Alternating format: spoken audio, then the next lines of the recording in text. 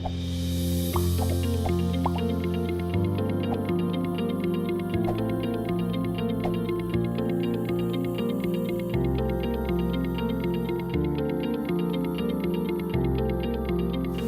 you.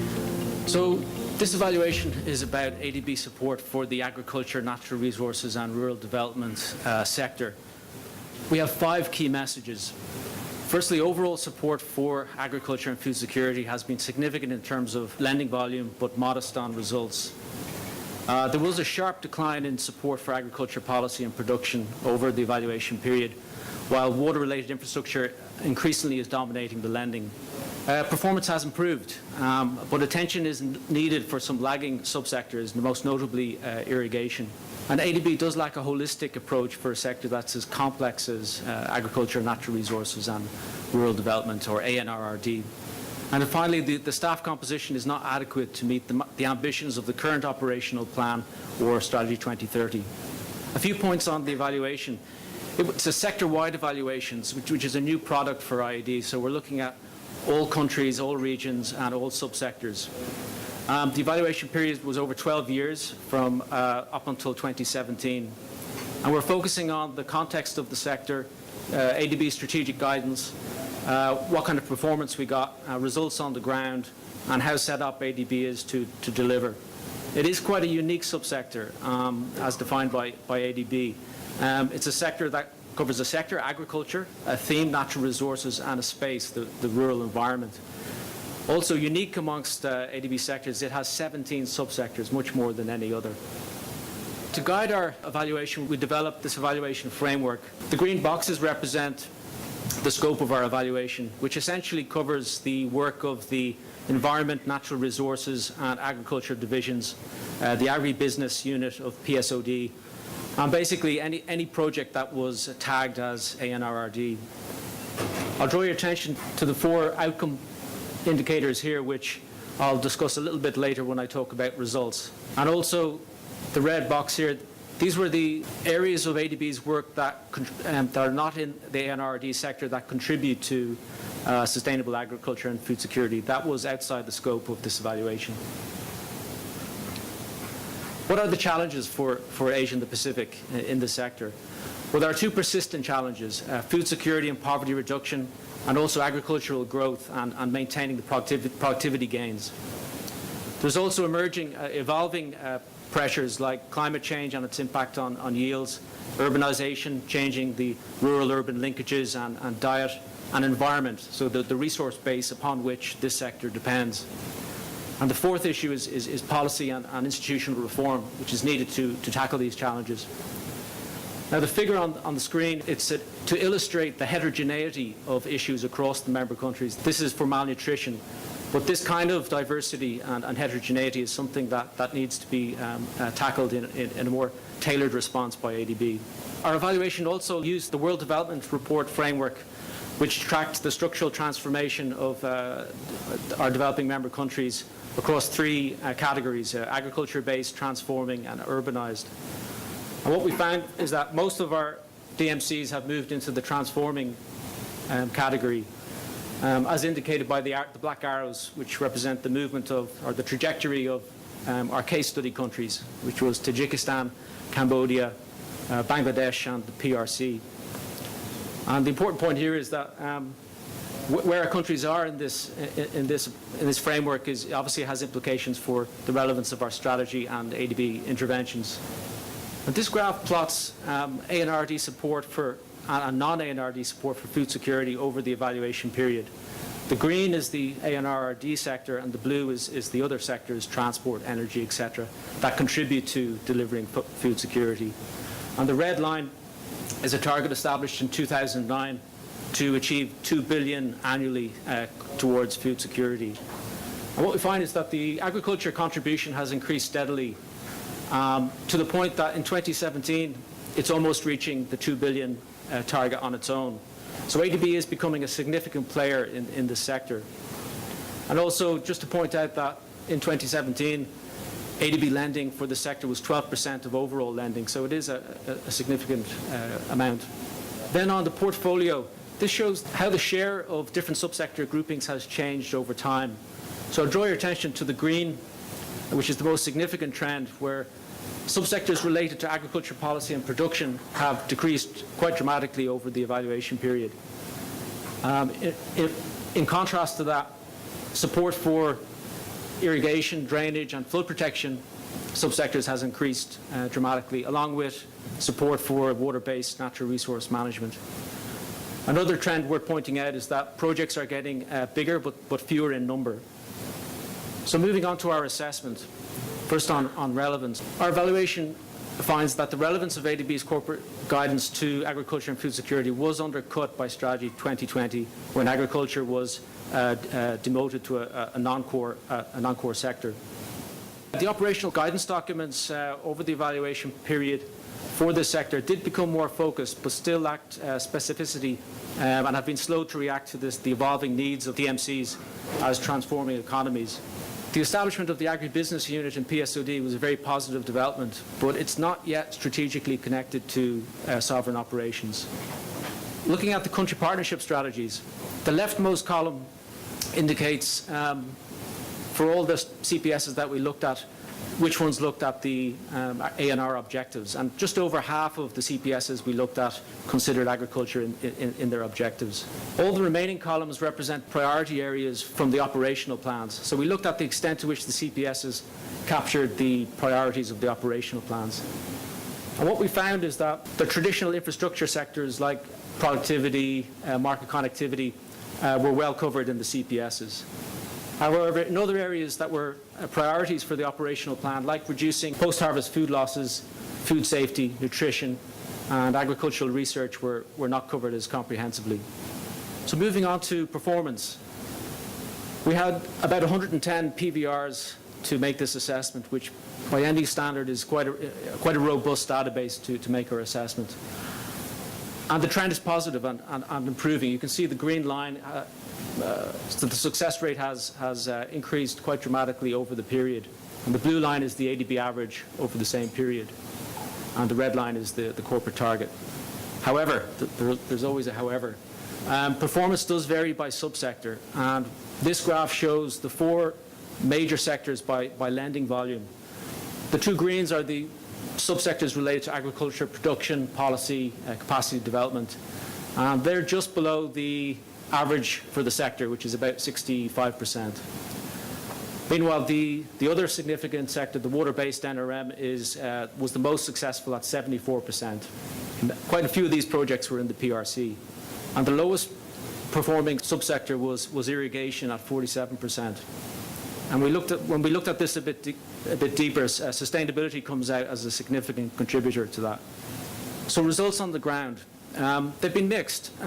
So we're bringing you back to the evaluation framework that I showed earlier. And we looked at four major outcomes: productivity, smallholder livelihoods, resilience on natural resources, and value chain and the private sector. For productivity, results were modest, and mainly because a lot of the projects are involved in infrastructure, which is one component of delivering productivity. For smallholder livelihoods, we saw positive contributions, but on a small scale, mainly because a lot of our support is often indirect. But when we do see direct contributions, for example, in Bangladesh and in Cambodia, we did see actually very successful outcomes. Results were better for natural resource management and climate resilience, mainly through the flood protection subsectors. And quite a few of these projects were in the PRC. It's worth noting here that this is ADB will rely on this sector a lot for delivering on its adaptation targets, so it's important that these results are sustained. Finally, on value chains and private sector development, most of these projects were quite new, and the results on the ground were not yet manifest. Finally, our assessment looked at the organisation as a whole for the delivery for this sector. Our report findings indicate that ADB has not paid sufficient attention to quality entry, design issues, and technical supervision, obviously particularly during implementation, to address the sector's complexity and institutional challenges. When ADB disengaged from the sector, we lost a lot of subsector specialists, foresters, fisheries, so staff skills and numbers remain an institutional gap. We also know that coordination and cooperation has not yet been optimized in ADB, particularly point out the cooperation between sovereign and non-sovereign activities. And finally, last slide on our recommendations. We have strategic, operational, and institutional recommendations. In the context of Strategy 2030 and the priority area for rural development and food security, we recommend that the ADB revise the sector frameworks for both agricultural, natural resources and water, which will help provide more detailed guidance and also refine the project classification. We also recommend ADB promote more robust sector diagnostics in the CPS work. And this may be an opportunity for that cooperation between sovereign and non-sovereign. On the operational side, we recommend that more attention is paid to the subsectors dealing with agriculture, agricultural policy, and institutional capacity. ADB should strengthen its quality entry and supervision, both to maintain the good performance that has been achieved in recent years and also to tackle some of the lagging subsectors. ADB should enhance its support for agricultural value chains, particularly through collaboration between sovereign and non-sovereign operations. The performance of water infrastructure needs to improve and expand that focus to the broader water resource management and climate actions. And finally, on the institutional side, our report recommends that ADB expertise is strengthened to address some of the deficits in the skills mix. Similarly, that we expand our collaboration and partnerships to complement the current staff resources. Thank you very much for your time. So good afternoon, everybody, and happy Valentine's Day. I don't think we could have found a better topic as agriculture and rural development for romantic topic for today. We'll see. We have, as it was mentioned before, only 1 hour today. So we may only have time for one round of questions, and then we will come to the audience. And if there is more time, then we will have a second round. And I may also ask the panelists to conclude. So I will start right away by just giving a little bit of a background, a broader picture about agriculture. 30 years ago, Nobel laureate Gunnar Myrdal said, "It is in the agricultural sector that the battle for long-term economic development will be won or lost."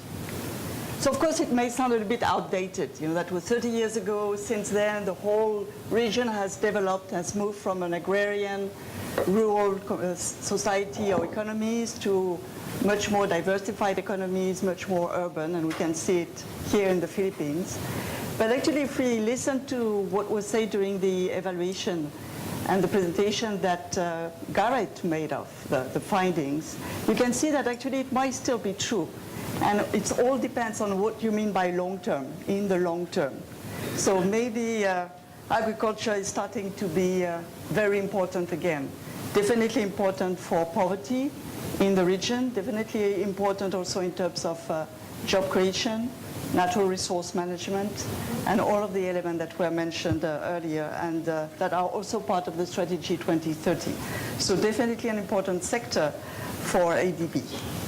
I would like to start the questions with my colleague on the left, Akmar.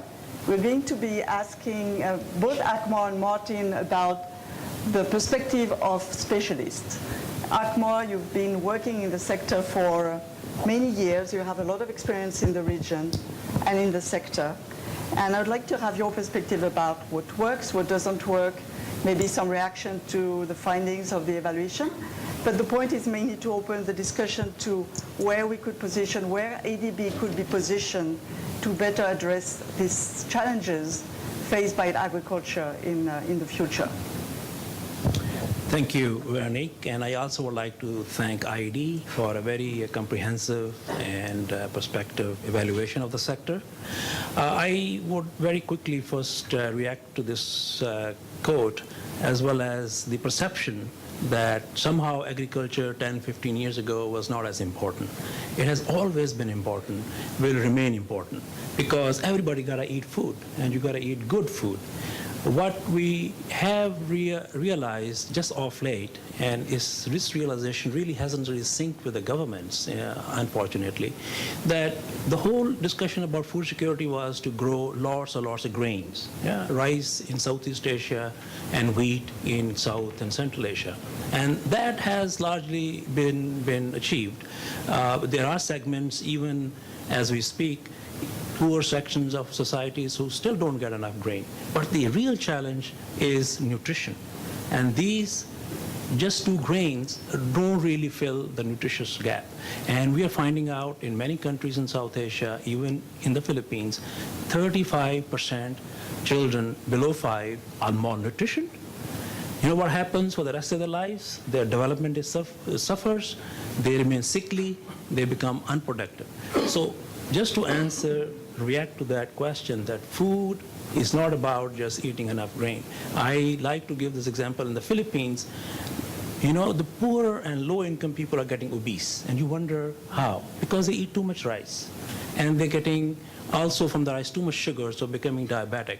So therefore, our operational plan, which is now looking forward in the light of Strategy 2030, is really going to pay attention to nutrition, safe food, and make sure that everyone in the society has a right to safe and nutritious food. That's one. The other second important point, I think maybe IED report also did not pick, that the farm sector in most DMCs, exceptions are only 2 or 3 countries in our region, especially PRC, return on farming are less than non-farm sectors.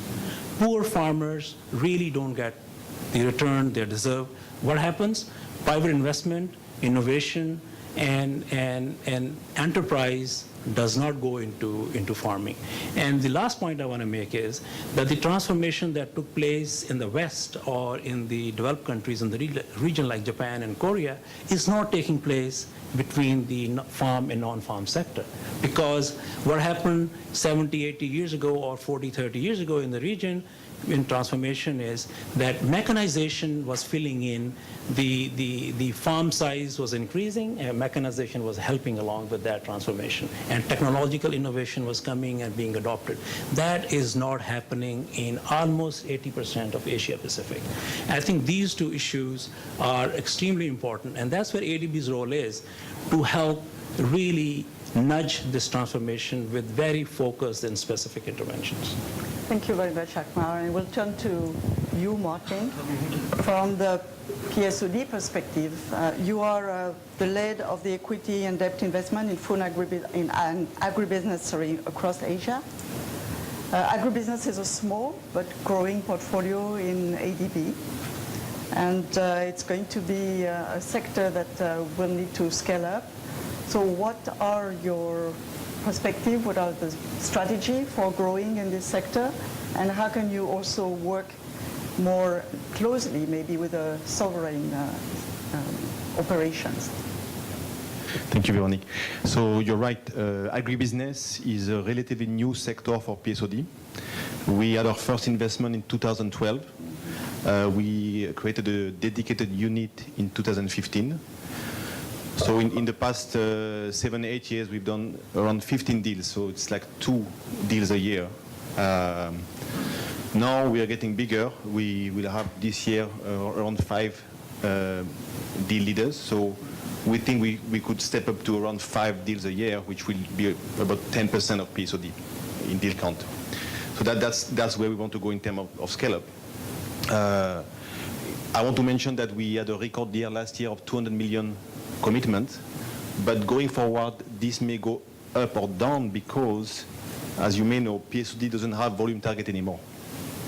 We will only focus on the deal count, which has interesting implications also for us. So it will force us to think about like really impact innovation and not only on deploying more money. So, but what it means... Benefits and disadvantage of that? Well, what this means is that we have a very limited deal counts to play with. I mean, 5 a year. So the key focus for us strategically is to have a disproportionate impact with each investment. So how can we have a disproportionate impact with those projects?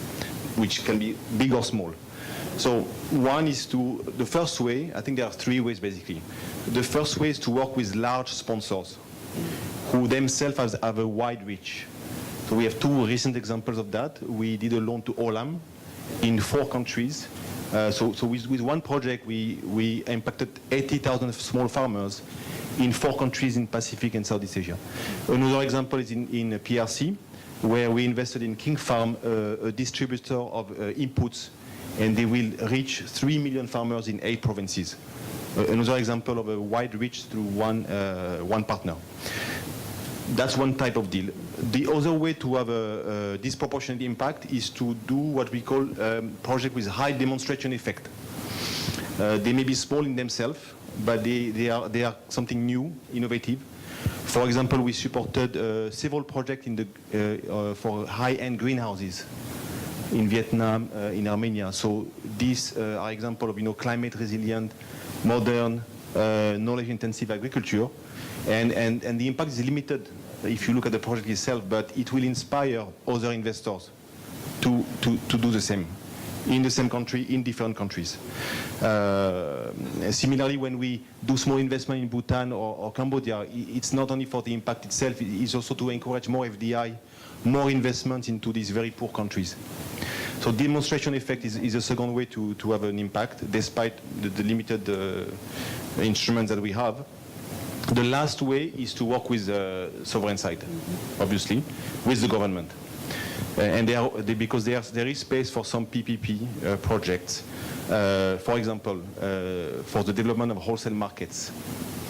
It's really a public infrastructure, but a public infrastructure that needs a lot of private players around it and in it. So we are working in one such project in Kazakhstan with CWRD.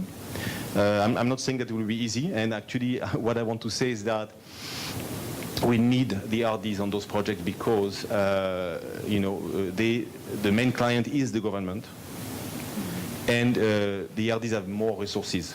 So we will collaborate, but the lead really has to come from the RDs when it comes to public infrastructure. Are you looking also at the value chain, integration in the value chain in the region and regional cooperation? Yeah, so for almost all our projects have element of integration because that's how, I think there is one difference between sovereign and non-sovereign is that we tend to start from the demand side, as opposed to trying to fix the supply.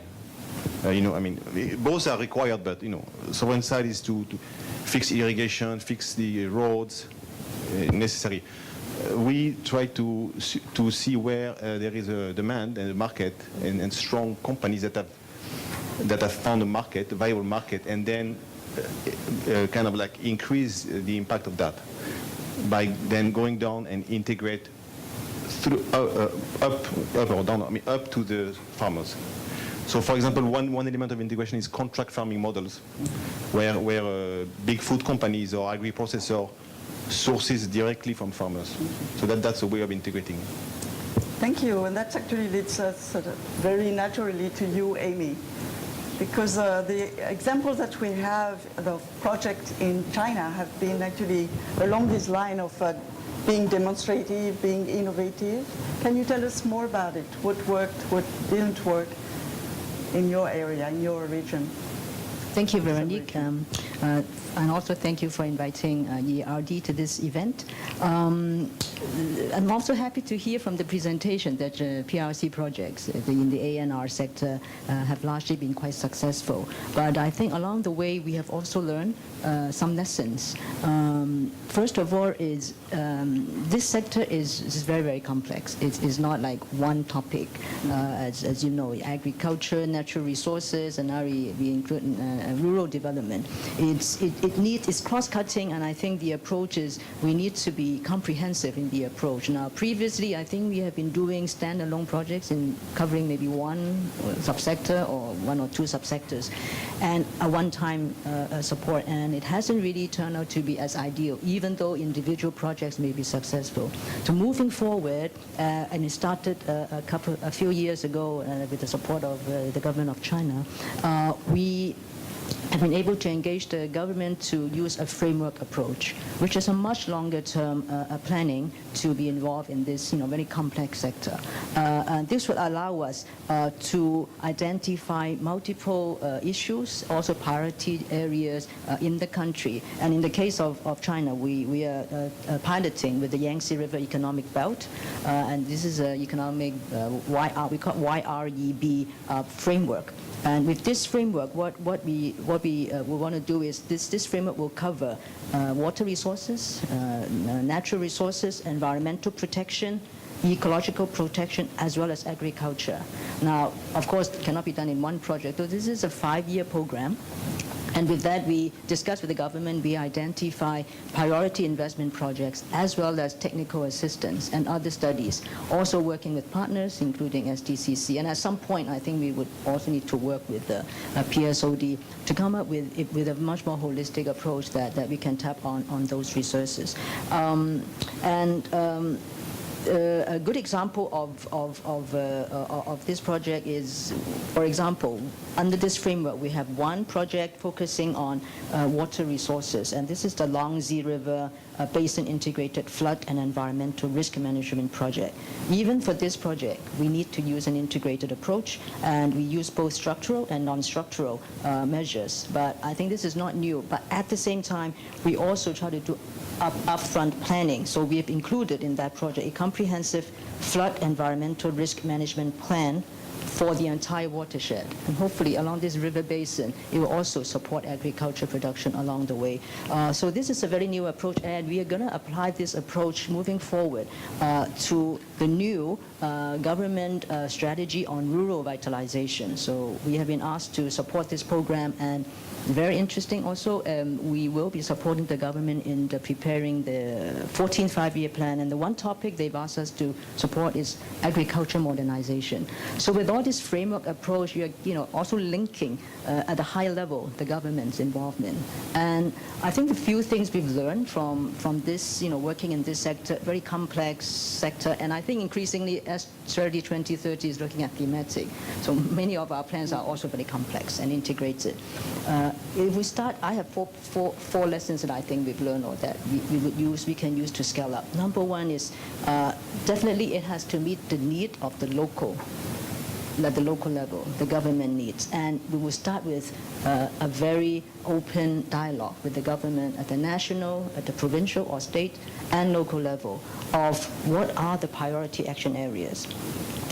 In this case, we work very closely not just with the ministry, but also with some international think tanks. And in this particular case, for the Yangtze River Economic Belt, we work with the China Council for International Cooperation and Environment and Development. It is a very high-level think tank that we supported. We did a special policy study with them, and that study for the Yangtze River Economic Belt, some of the recommendations reach up to the state council level. So that is a very good impact to bring it down, and then we will support with our project to make some of the recommendations, to realize some of that. The second very important point is institutional and governance reform. And as we all know, technology is there already. We don't need to introduce the technology to our clients. But in the process of preparing projects or through our technical assistance, it is bringing the institutional and the governance reform that is the most important. And here I quote a very interesting project that we are doing with the Chinese government is the Yangtze River Green Economic Corridor project. This project covers a few provinces, actually very complicated in terms of the administrative arrangement, because the different provinces, they don't always, support one another or talk to one another. But at least this project provides a very good platform that they can sit together to discuss trans-province issues, water resources issues, and other topics. And also importantly, we also created within this project a platform to pilot some innovation that they can use and share and do some small research to support. And so this is something that I think is very, very helpful. It is definitely not the technology part alone that we bring in. The third part that we think is very important and we are also piloting is bringing in the private sector to work with us. And we are starting well, we know PSOD is doing very interesting projects, so we do want to do some projects together with you. But we want to bring in the private sector in the country that is already doing quite well. And in this case, we are working with Alibaba on a what we call the Internet plus agriculture in a province that we are pilot testing.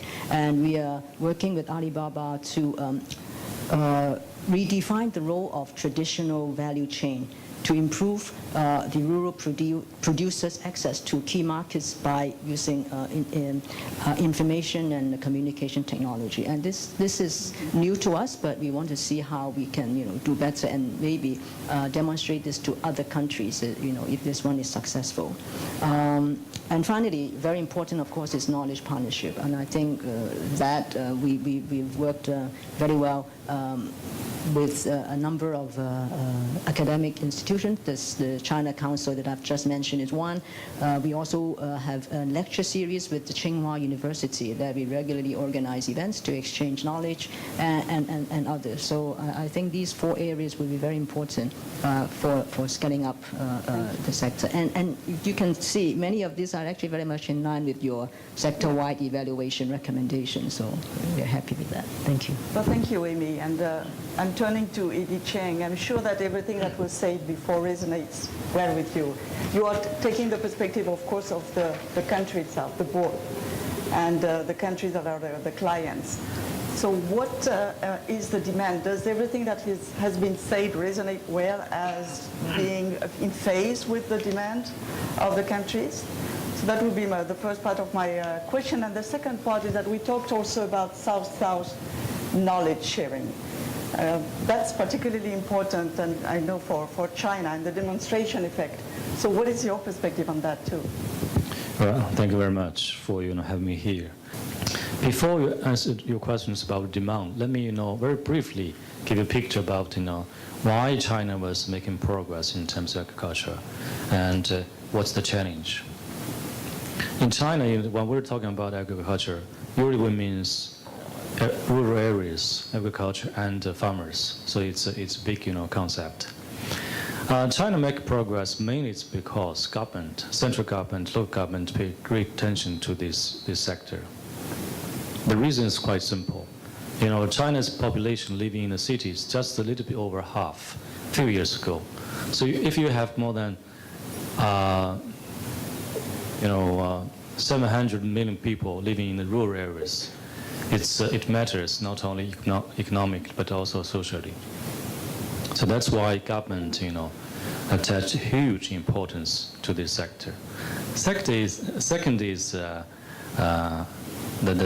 policies and investment. You see, we have taxation policies, fiscal policies, monetary policies, so on and so forth to support this area. And both government and social invest a lot of money into this sector. Like we provide, subsidies for the seed, subsidies for the advanced agricultural equipment, so on and so forth. So huge money was also invested. Third one is technology. Like Amy mentioned, Alibaba was trying to establish this e-commerce for rural areas. We tried many such kind of new technologies. Before joining ADB as a board member, I was in charge of bilateral cooperations with like Japan, Europeans, Israel, US. We imported dripping irrigation system from Israel. We buy agricultural airplanes from Poland. We imported, equipment like cotton picking machines from US. It goes to 146 lines. Basically, if you're picking with both hands, it takes 70 people, And the later stage, not only, because ADB, World Bank, other bilateral partners was helping us, ourselves was using many of high techs, like we're using the GPS, these high definition location systems and sensor technology to monitor the soil moisture and control the crop planting. we're using this blockchain to establish this traceability system for quality and safety of agricultural products, so on and so forth. That means, technology plays very important roles. First one is innovation. You see, when we're working with partners like ADB, we also trying to establish in innovative ways, like this agricultural insurance, credit, guarantee system, so on and so forth. Those were lots of innovations there. But still, for China, the challenge is huge. See, I think, not only PRC, but look at DMCs from Asia and the Pacific. Most of the countries face the same issue. That is, in terms of agriculture, the scale is quite small. So the productivity is quite low. And in China, most of the agriculture was household-based. That means, people focus on the production, but, they neglect about processing, treating the other part of the value chain. That will lead to high cost, low profitability. That's one thing, one challenge. Another one is about the social part. I mean, at the rural areas, you see in terms of education, in terms of healthcare, in terms of elderly care, a lot of things was still missing. So it's a huge challenge. Third one is pollution. We all know this, non-point source pollutions because of this kind of method we're using. It's a huge challenge for us. Definitely, if I go to challenge, the list could be very long, maybe never have end. But why I mentioned the reasons and the challenge, that will lead to me to answer your question, the demand.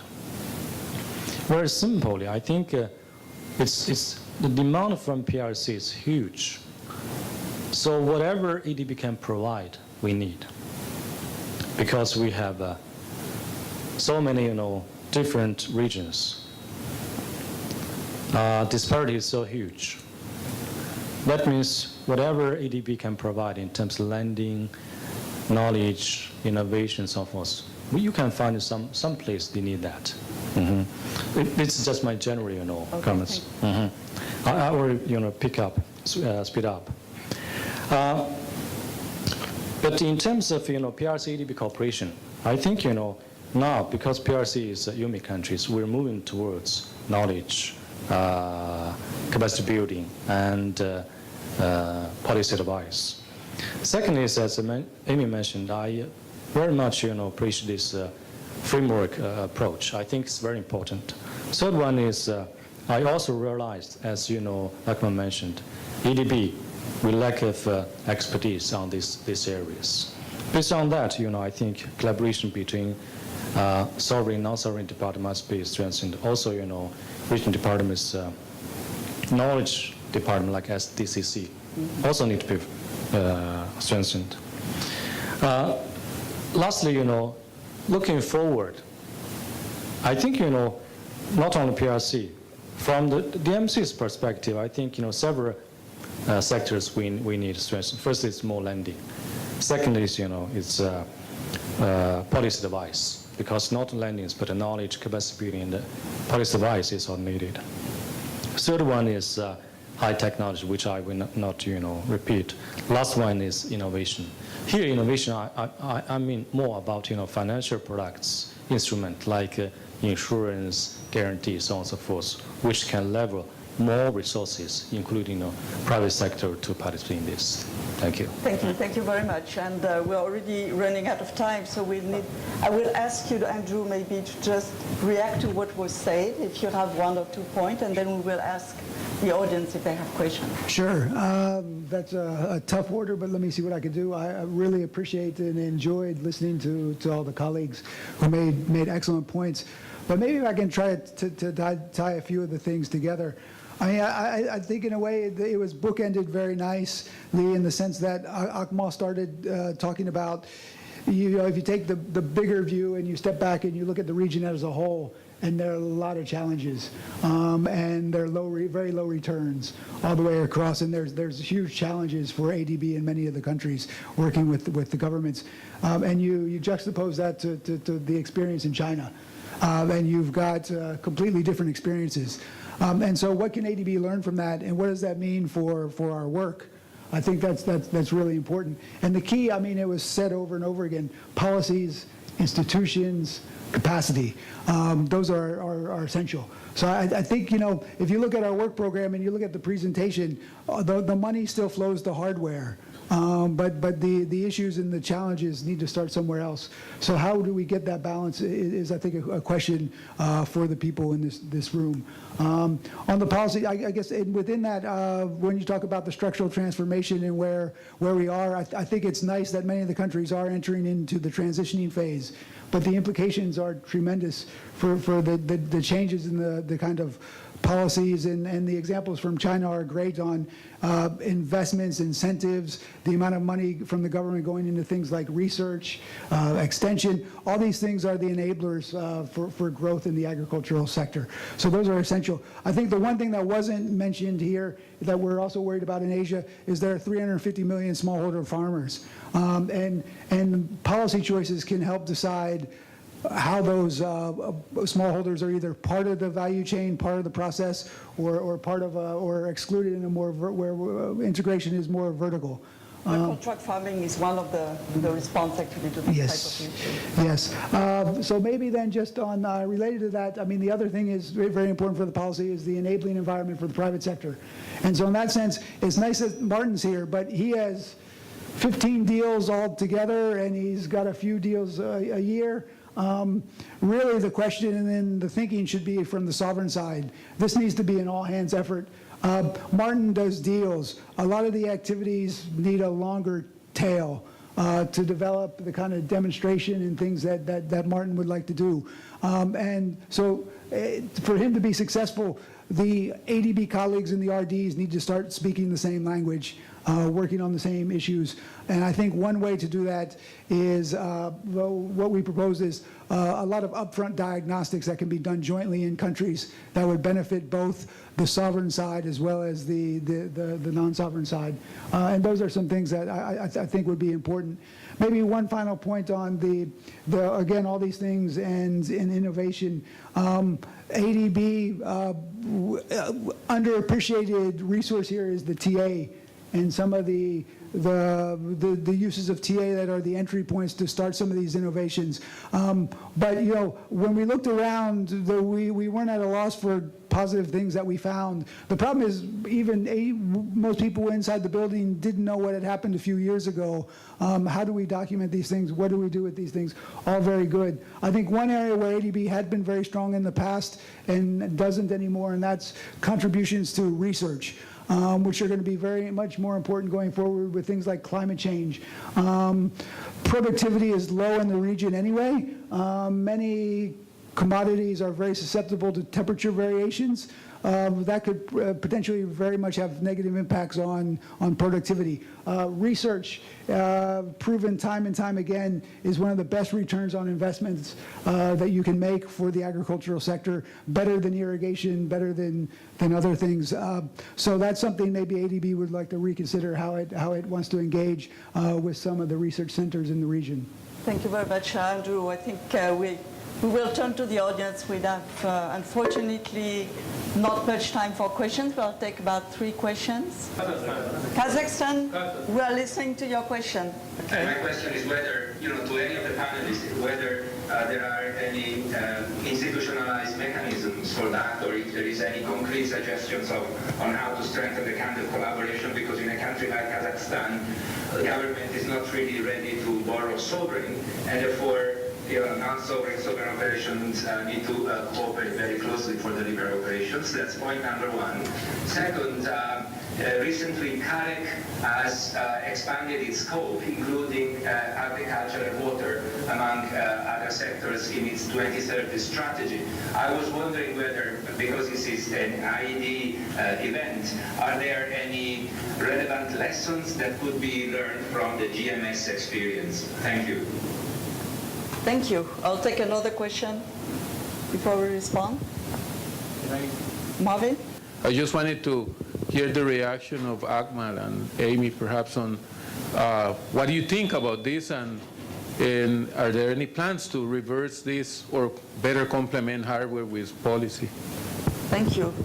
Akmal, would you like to react to that, and then I will ask Martin?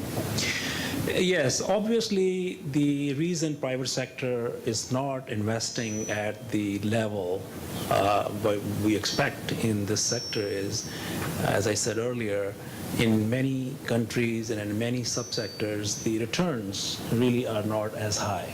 That's number one. And the other, which is a universal constraint for private sector to come in, is always the policy and regulatory frameworks are not really up to the standard. And that brings me to what Marvin is saying about the lack of attention to policy. So if you allow me, can I just react to that question? Because it's directly related to the sovereign and non-sovereign space. I would be candid, historically, we did a lot of program loans. And we try to guide the policy through enticing the government that we will give you $500, $300, $200 million. We would work with the government. But honestly, if you go back and carefully look at those policy loans, they weren't really transformative. And I would like to plead the case that even though we are in the business of lending, I think there are few policy options that we can really work with some of the governments which can be transformative. Our role now as a knowledge bank really should translate into policy. And sometimes I feel you don't really need to go with a program loan to articulate that policy. For instance, this creating enabling environment for the private sector to come in, I don't really think you need, in any typical country, $300, $500 million program loan to do that. What you need to do is, as Martin also mentioned, that for private sector to come in, the public sector has to also put some seed money on the ground, create the enabling environment and the architecture, and then the private sector comes and invests. There's no doubt in our mind. Well, yes, definitely. But I would say that actually my experience has also showed that when you work closely with the private sector through business association or chamber of commerce, you can actually create this ongoing exchange between the public, the private sector, and ADB is well positioned to be the facilitator there, to identify constraints as they come, because they're not always clearly identified, and that's actually maybe some policies may be put in place that are not actually responding to the real problem on the ground. So what is your perspective on that, Martin? Is that your experience? No, actually, I on this last point, I agree. And that's something we would like to do in the future, to create this feedback loop from our clients, private sector clients, up to the government, back to the government. But for this, we need to have a critical mass of clients in each country. There is a very interesting case of EBRD in Ukraine. At the time of the food crisis, they were able to, the government was trying to respond in a very isolated manner. And they actually arranged a meeting where they invited all their clients, the top agribusiness companies of Ukraine, and the government. And they haven't met. They had not talked to each other, surprisingly. Okay. I mean, everybody is busy on their own. So that was very effective because, as a result, the government was able to come up with very practical steps to liberate the sector. And today, Ukraine is the only agriculture in the world that is not subsidized. And it is a massive exporter of grains. Of course, they have very good land, but the policy was also very pro-private sector, and maybe EBRD played a role. I mean, you will never know exactly who was instrumental, but I thought it was very interesting. So if in the future we are able to have enough private sector clients, let's try to have this kind of roundtable where we could also just come up with. Actually, we don't even need them to be our clients. We could also invite business associations, but it's a bit more. I think the connection is deeper, and you can get more from your own clients. Thank you. Maybe do you want to respond on policies also, or Amy, or on Carrick? Well, Carrick actually would be more for that's GMS. But on the question on collaboration between sovereign and non-sovereign internally, I think with Strategy 2030, SPD has already issued some kind of a guideline for us to work together. So in China and also in Mongolia, we will start with CPS. Of course, within the preparation of the new CPS that is coming up, PSOD will be a key stakeholder in this whole process. So we would be, developing the enabling environment or whatever policy that needs to be involved in certain selected sectors together. The second thing that we are also doing is at least I've met with Mike and Chris a few times to start with the existing pipeline and identify a couple of sectors and maybe some projects that we think we can start working on. Maybe not immediately PSOD involving in the sovereign project, but maybe they can participate and see where downstream, when the project is being implemented, some components they can take on. And similarly, the projects that PSOD will be developing, including the agriculture sector, which I think will grow very rapidly in China. We want to see where we can support in the sector analysis. So this is happening. On the policy level, I cannot agree with Marvin Moore, and I think this is maybe where the China portfolio has also shifted. I mean, previously we are implementing infrastructure projects, whether it's water, resources, or some agriculture. Over the last 10 years, I think we have slowly realized if we don't have support or understand at the national level what the government is doing, our impact is really small. It's already quite small, but it will be really insignificant. So over the years, but it takes time. I don't think we can turn this around overnight and everybody suddenly, become very focused on policy. We have over the years worked very closely with the national government, as I've mentioned, and also with these centers of excellence at the national level, international organizations and groups and think tanks, and try to contribute in a small way. And once they recognize ADB's contribution, it's useful, like eco-compensation, the Yangtze River Economic Belt, water resources management, and also some agriculture suggestions and recommendations that we have provided. Then they ask us to be involved more. And I think to be able to be involved in the China's 14th five-year plan preparation on the topic of rural vitalization, and specifically to be asked to do agriculture modernization, this is the kind of policy, direction we want to get involved. And along the way, I think PSOD would have a role to play, because if we're talking agriculture modernization, 5 years down the road, or 3-4 years down the road, there will be projects we can then demonstrate how to implement those policies. So very, very important. Thank you, Amy. And I will turn to Eddie Cheng. Maybe you can react to that. Hopefully, actually, this discussion is reassuring from a board member perspective to hear actually this willingness to work more in collaboration. Okay. You want? I have a question. Okay. Yes, this is about the discussion on whether investments should go into hardware or infrastructure, or focus more on policy. I think looking at taking the example of China in terms of policy work, probably would not fit with the other member countries of ADB, because China has progressed pretty well, and so they've done all the investments that they wanted to do in the infrastructure or the hardware part. So now is the policy, now they need that, because in agriculture, in my view, private sector will never come and invest in infrastructure, and it's not designed that way. So maybe if any one of the members can, panelists can respond You to want that. to react maybe with the example of China, of the chicken and egg issue of the infrastructure, and which should come first? Yes, I fully agree with Edie Shahid. But take a PRC example, as I mentioned, whatever ADB can provide, we can take. But the resource is limited, so PRC, we need to move to the up end to that. So we should focus on the policy. But for other DMCs, I think your argument is fully makes sense. Back to Marvin's question on policy. Also, Veronica, your question about the subset cooperation. That's why I'm focused so much on technology and innovation, especially innovation. For technology, last year we have invited Vice President from Alibaba to lecture at ADB. We want to share, But for innovations, especially on financial instruments, it's extremely important. China, established the agricultural insurance. It takes time. We start from the major products like rice, wheat, from several provinces, then expand to all the products, cover all the provinces. We can share that.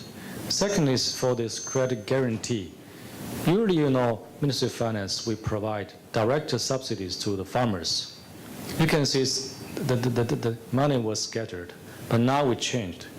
We use this money to establish a credit guarantee alliance corporation at central government levels. Each province levels also, establish such kinds of companies, but they are also partially holding the shares of the group. So it's indirect ways, but the leverage is huge. We can share. We're willing to share that.